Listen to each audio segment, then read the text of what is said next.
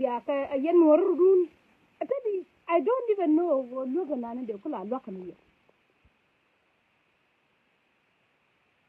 Mesiya wo gwe ta nan te ka kon ana me ya kon barbar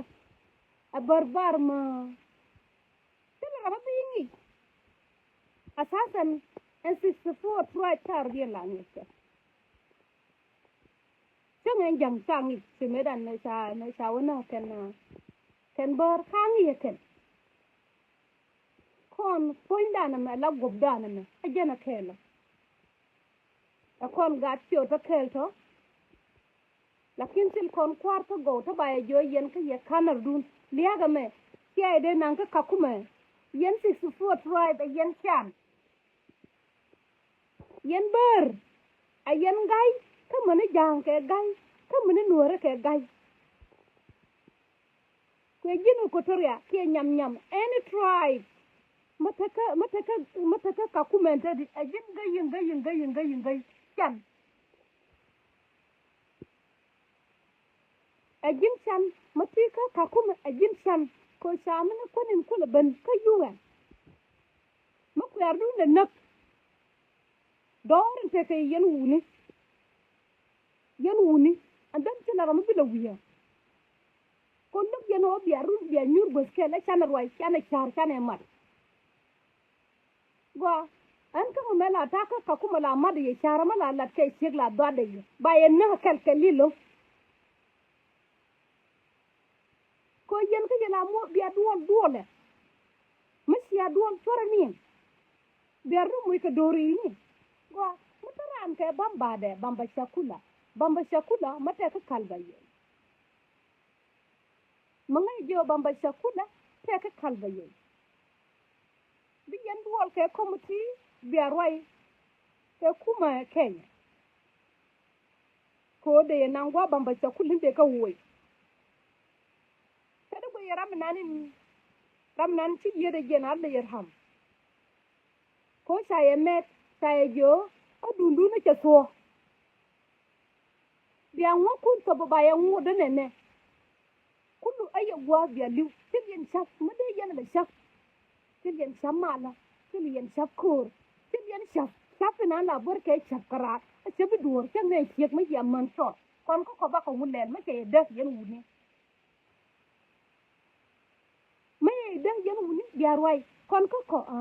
a long bitwo a Kakuma ta bi yen bi nyu ko yen dial a yen ai shar ana mo hele dun wa wangai mo wo jalo war chang ne jang ma so wo jalo war ne ta bi palen kan swali ta bi palen bar ka yen sa Sudanese matia ka Kakuma mo sie chana yo ngi yana onan sa Sudan ken te kamal ko me te kamal ngum dar la gor ka rofuji ngum de yan la gor ka rofuji tel yen pel mar wahid gwana biya char te ka kelmat la top ka mo gor yana biya duor ne te tini mi ko ko toy biya kuma we biya ka jo kana ti mi ko toy de ko toy and then mi sa lo na biya dun nyam won samu do dien tu ja ba la merke ba jora me e se dor yus ke ma yus ke yemut ba yesu yen wuni pelun te so mar wa te so na ko juga pe de ku ne tin na gati kon tin ta ka Kakuma ba kunti kon de unity kunti kon biya ka wure ka do be ngadien biya ka wure ka do be ngadien yan Nuer ma ran ne ter si yan news rama bi news ku la ne sia ko rama bi news ku la yan sia ba be lo rama bur ne bi kon de ngar rama je ma Nuer ke ji ba be lo ka ba be lo rama ling song Nuer ko ne me ama cha set ne yen ko kon yen 64 tribe biya rula nya na sia dorana nan sa Sudan nan ta ka kwa biya tin rama mo chan si nyam de me la chan ama ne bar ki chan tin rama mo chan ka kon ngai ngwani minandare ngi dadun ketelen marwa asa ke liya ga nan ci ko liu kaye nur dan wol wuda kel ci ko liu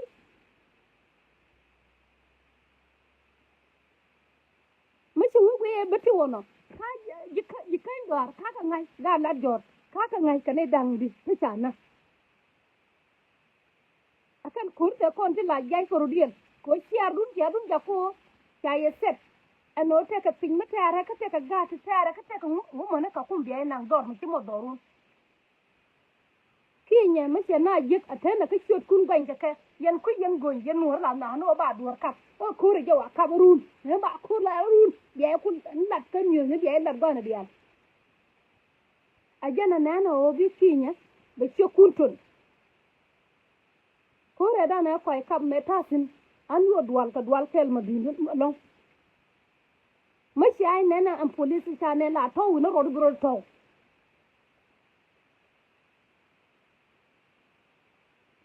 an yo wud lo ka yo jaga yo wud ne din chol yana jabati ye ring re so ya gang ngana ma ngara ma je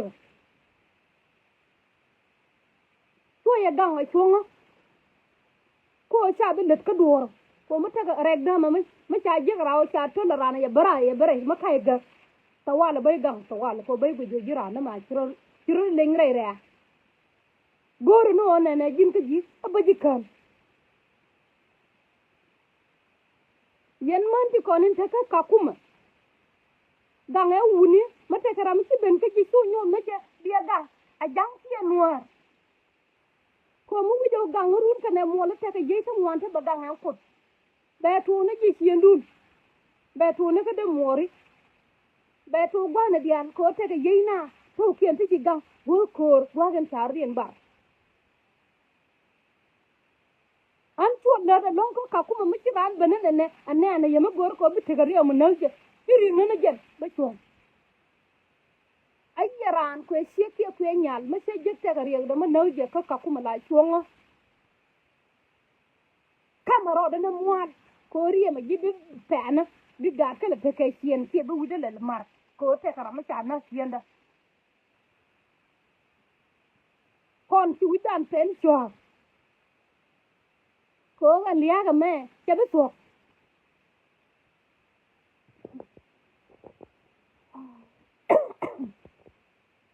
a to ko kon chieng ta pele ambar ka chieng mori ba ci barnen chere nyamda jang ma sienen chere kan nyamda nuor ma sienen chere kan nyamda ka yen to kelto loko no yen ka ye bia dorun je bu je cham cha tiel re lo ni kun ko biaru na na gwana bian bia ko ni sengwini ma biaru kun na ka kinya ka jen dor kinya man ta di dakaje kinya bada e bol ko ta ka den mu di ma cha nang ma gor ka pewda ata di badalo bia dun palpin yen kat ke yen chan tiring ka kinya ko biga ko lo pis ke yen do wunti kon bi da tan gwa ma bia man joni bia ka lo dir ga nyore gwa tieng mari an lar ne ma di kinya min chanen ka kinya ba kon dun be da ko ngan ta koy rom ko kon da ka je to je ne la kam ka je ne ti kon chan tin ta tar pam ko kan sel ma de chama kan ka gwe ka je kan ko yen ka ya nyur ka Kakuma ka de dala ma cham ka chang ni la je nyo kel ka rodun bia si dul wal nyam ni ke yi ko toriya ne ke ne ti kon la bar len ka tong Nuer ken Nuer len ka su jane ken ja len ka su Nuer len su kon dial ke te mi chala in tamara mi chala bia suona ngwa yen sa Sudan te lo gom bia nyur tin bia wuni ba gor ma lai ka chowna nyura tar kaman ante de ye luwa kan ante de ka char ko amu bi wa bia man jani chon bia man nyam ni chon kan man bar bia ka chon man ro dien de ka chol ka santara ka roi ka ma bi wuni na ko ma bi ye pen nyur bi gat kun ba ka pen nyur mu ya wa ka kalba ye ya nuor ba ya la na ka doke ngwan ya rundu long ko nga ya tare du na long ci appel kala log yan ko bi shek abakom shek ta ka sha peli la sha peli ci to sha bes ta ba na ta ka sha right nuori si lo de jal ka ya wo mana nyam ni bi ka ta wene Nairobi ala Kakuma si doram andore na ne pingin an sa ko ga UN to ka je mani ko ka joga je rodo yukun sam kake yukon sam kake e kinyin ka sil kon long du ko te long di mu wuta mu la de ne bai bi kam rar ne siendu ko jin ka jin siendu si de sa so dan ya de horodun si ya gwa nyuro si nyam bi nyur ka si jang bi nyur ayen nyur ma gaj mu sil gwa da ma yong na ka gaj ka yong na ka bo yong na ran ko ngan ka nga bawa pre rol gola an ba so banai jang sia pen ka nuri sia pen ka ra cheri si jang cha ya bi char ko ba te kariye te bombo yen ma biara an ngai yo ka cha ya long e wuni cha pelun cha tu ka doi cha pelun cha su ko shang ka ye jek e wuni ka shi liya wuni ben kana ka dulon ka gang ka chau kon ka da mani kon ka gwani kon ka nari kon ka gwanne ni kon ka tadial ka kon kan wuni to ne nana ta kula tokto ka kan ti kon de ja sa Sudan de ganga kan a sa Sudan ayya wut mutatin ta da to ka liya a can kan shunga ka jinub ke ta shunga ka sa Sudan nan kika chuy yan sia chuy lo sia chuy yan dial sel nga oba we na me gabaliya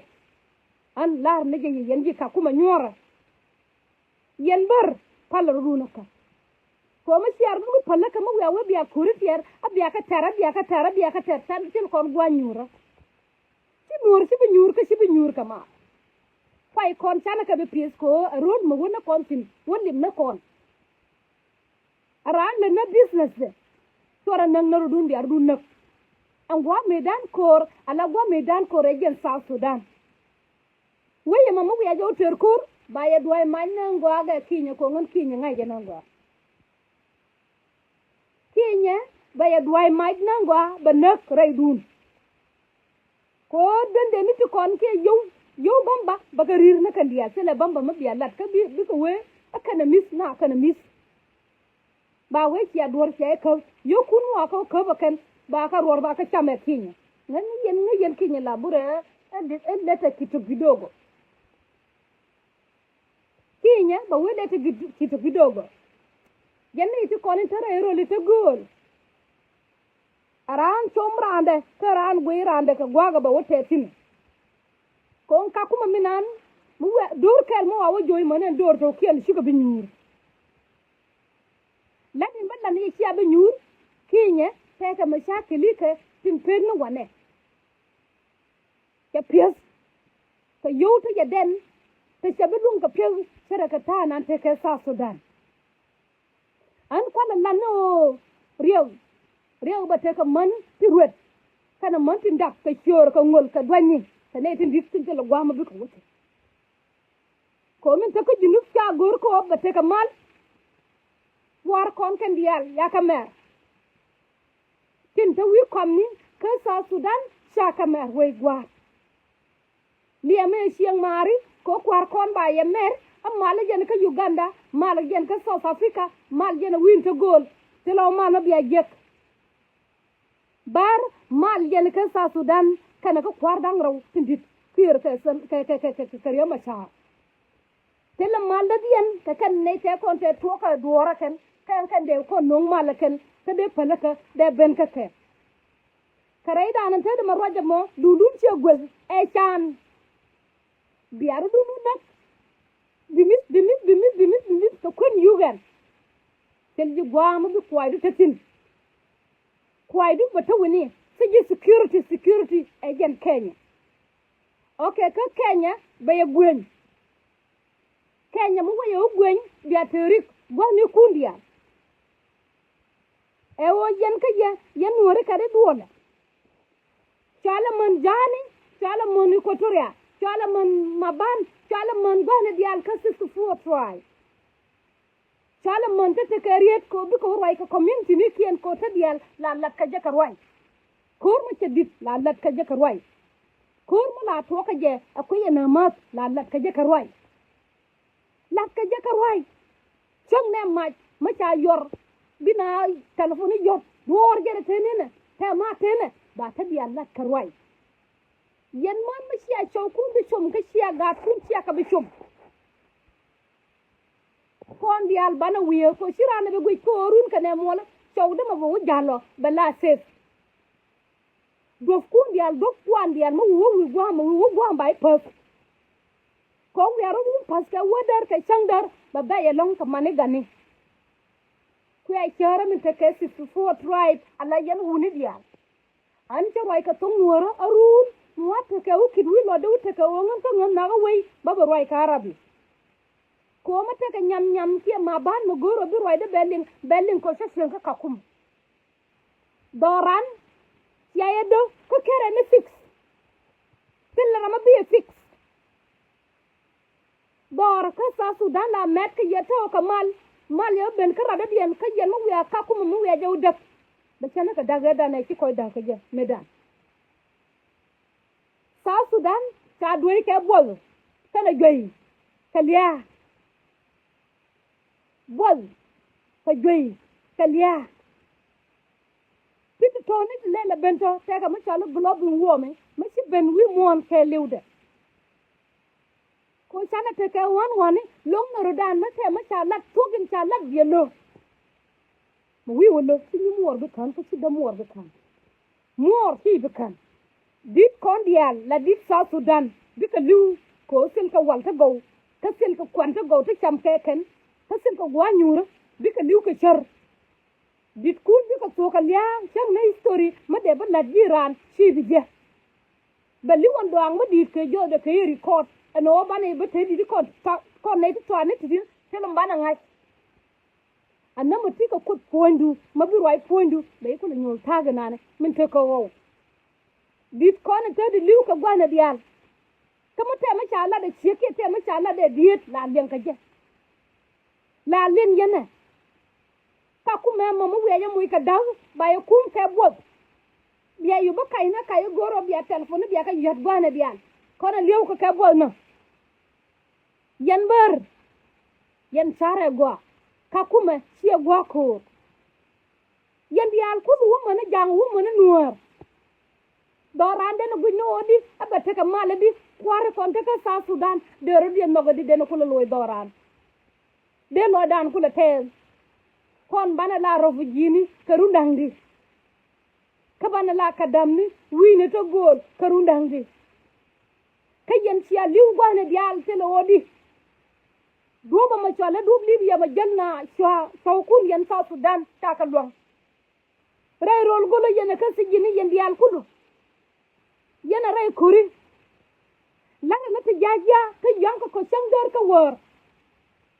a sang rajan ta di sia ka biling biya nang no gwa dolara kana gwa mo koñ karantin wuki de ma wuki ma wanya ko ka kuma badag mutila man ta bi royen ta di ke sila wuta bi royen ta di ba wasken ba rit ka kuma an wo biya warga mu bumum na jen biya ja gor biya je roy ka ponde roy ko ci dum kor ci ma di nang ko ne abiya nyey ka kuma cara lut ka kor agwama de kun de joni kun tin ta dab aman de ka nyur aman la nyur bar aman nyur nuori ka ja aman nyur tel ka wama bi ko wutin mala nana ka jel ke tap bay ka na gat kun ko pel ka na ka gat kun roy ro to gol ni shedje be nyure bay no gadema ba to ko moy ko kon ka be tip ka be jow del goro doran ajan gwa gande mal ta tintilo mal gwa ka ku mu awu def biya loy ka junu kwar kon karu di na ding tele kwor ma ling ramo mi ramo na ken tande boy ramo na du yoni ka mi bere duel kana ne ka ta ka rike tingang ka jeken gai ba te ka yen dial yen si fu tura ba shi mo Nuer rwade a woman yen dial sit ajira mata ta South Sudan na mace jin black ana mace jin black ko rama nagumo adamo rama nagumo adamo ko min da yana kula tar anu ka tara maka bamba chakule tana maka konda tika duelu min chakamji tika shiando nu ya nan nurun allo yan wuni mutele wo ci charun kadal ya si char marwa man ci dabien na bang chek baruet ka podang bangwan ba wodon wal mu amoy amali dong de liw tang man ta jay ken karer man ta di ka kuy gan kun ko dab ka ga chek baruet ka podang bangwan pondu goga ma ko jin wut ko yen biaru mo ke char marum ka jin ma cha chodu do anyaran to da bu lodu te rab ka je tay yo ma le yo ne je kala chole cha dundu cha ma yaran nye yerdun ka ma le ko tay yen ka afrika biaru to ngoru dun ka bol ko bol ba let fani kun ka joy ba let fani kun ka tela rama bi yir bi rey mo ya wonye ku me ba mo ne ro da timbare ne ta we jekto ta ja chop ko yen ka je ta ka dorma di ko ngon ta nyur ka kakuma ta nyur ma di da long chele ne dap sin ta sian dun gwe ta ma sia gwe je yen wori ya dun chum ka kor chala jor sia dun chum ka roi ka sia dun chum ka kor dia ban nang ne ke hada ta tor de ko ne men ta ka de su lo de ke gong adon lo de ke tiam tang ku ne roi sia ka de an tor tin tenen jano ka u ki de meg ma sia ka be gam ke makiya ka bi gamkel ba te ka dorkel ma bi torar ka bala nen dawde an kakum ba te ka dorkel ma bi torar ka bala nen dawde an kakum biya kun wo wini South Sudan met ka ne ya to ka mal ka sang na sin cham ke South Sudan ka ke lo di ni char ko bi ka mat awale kana rodien kan cin rodien de yuru kan rodien apal rodana ka ko yoma biata ka malo nen chab de ka tete mi chale protest rodien la chaf barar de ngai ko materaro til bi go sim nogi sim chamgi sim legi ka mjia bi barar ko bi choni beter atadi sile chaf ma de barar anan ka ne to ne kum te de barar de jo kum le ne la kum ka kon bian ya rudun dual li konin cham ka junub akwariam ariyam roade cham ramo no wache deman che ko yoti toti kono la biaje ka korun na ka Uganda dorun be kis nangwa Uganda chede cha chieng ka de jur ka biay bu moy ke dum dede ka biya we gore yow wini ta gol Kenya jor ka je siya be let ka Kenya yan ta to danis siya lat ka Kenya ngan ta shen ka Kenya ngan ma ci we gore lat ari amodi Uganda siya be let tin tela ma chola lat nangwa lakin Ugandis misi ka waka South Sudan chaka let ka anay to kono tiel ko rodien ngwame anay jen jang kana garman lende na Nuer nyur ko kursi ba mis ka tungundi rame amit ke malga ajana mo ragn nay man to de lar nay o sile mal ko dum tega mal de rama jor yang kar yang de te ka kar mu ci pour jinde te ka ko to goyi sile ne te de la le to gol Kakuma ma chana bi roi tin yene te sia roi de ling to ma ling roi de ngono bi shier ko ma tika de mor ma te ka Kakuma yone je roi ajan gwa gan ko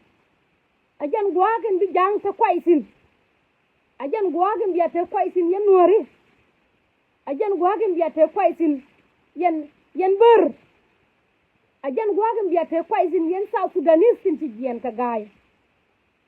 an lara ta loy da mari Manuel Jal ta loy ma dit makami ne rai te ga ka shela medan la bagna ka dob na dipal arbiyeni dang raw ta la jor ka ta la bak tu jal Manuel Jal ci ka jur ko ci gor ko bina la bak birama ben bakal jur dia aye may amen esa Sudan ma ca ben ka na dipal ba ko awu agar wes ajani na la lakke apanan ma widde ma ngay ngok an kam ngana roy mo lele u saladna e wurkinya cero da ko do ladje ngan ni mani Manuel Jal ci en ko la ner ka moy ngaka kursi ka moy ngaka piw ginne ne arjent tin de la jël te la bes kana so jo ne anaka ngay ramin jur ka so nga jo Manuel Jal an kay mi la jen jal ka kay mi jo congratulation ko wudi la te ka problem ne te la wa ko te ka ma da ko na da marba kala tim ne jen tedi ko wudi me mamore de ye do ne ka sa Sudan ke do ne ka kinye ko char na gat ka tedi ma kiya dum bur yal ka nan goga luyin to gele ko la ko Kakuma bada refugee nan min taka Uganda gor ko bada refugee do diene nan min to ala penyi do adagna yalla biya kul woni ka yen biya woni ka ko log na rodan ante ka mace char medan goro ngande fundraising ngade jalen fundraising on ne lan ka jadi ngun sai na dung malala ya dung nga jo ba le ngwa sharta le de jalela dan de na ku jo ko gor na paida kana gai ka cior ko ngun ka dwanya ne to sone biya ka loko ken ne to sone biya loko tel ma ngai ke ken ba kana ngam du ta ken kade koy lo na paida ko ngarin ce dap a jen bi ja ko bi wudwe ko jin cieng ma ti ka gat la chere long yong ni jin ka kui garo bi gatte ko bi koy te ni chawdu la char je ti dum ti nan ti dap eno jate a jalara magwa urun ba lara magwa be cheke ji ma jin cieng bum bi gor ko gat ko bi la ne te bom ba gwa ma ti sino ba chofa ken ke bila we o ke gada ma bala ko ke gada bala doctor ke gada ba te magwa ma bala ka jinu Sudan ba kon raka an ka ngata de raja ka min ti tuwo ko Kakuma saya lut yen South Sudanese yen dian set saya lut ti lo jang ko ti lo nor yang ya jal atata ko na lut kan ya dorun sa gui ko ador mi titu South Sudan chater ka kur ka jalap mashallah chater ka kur ka jalap na ideal 64 tribe